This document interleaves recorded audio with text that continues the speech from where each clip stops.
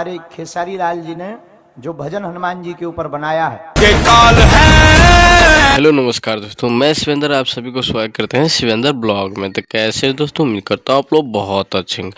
दोस्तों आप लोग देखे होंगे जो कि काफ़ी गजब का जो कि हनुमान चालीसा जो निकाले, जो कि अपना खेसारी लाल सुपर स्टार बागेश्वर धाम में शूट किए गए। ये वीडियो काफ़ी बेस्ट है और काफ़ी मज़ा आए, जो कि आज गाना आ भी गया जो कि वीडियो फॉर्मेट में है।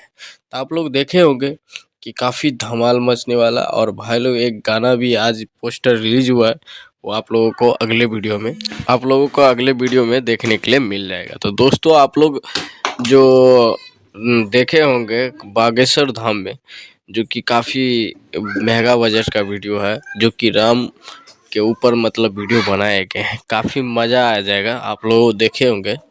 तो भाई लोग मेरे वीडियो पर बने रहने के लिए दिल से धन्यवाद, और आप लोग ऐसे ही देखते रहिएगा शिवेंद्र ब्लॉग। मैं मिलता हूँ आप लोगों को अगले वीडियो में।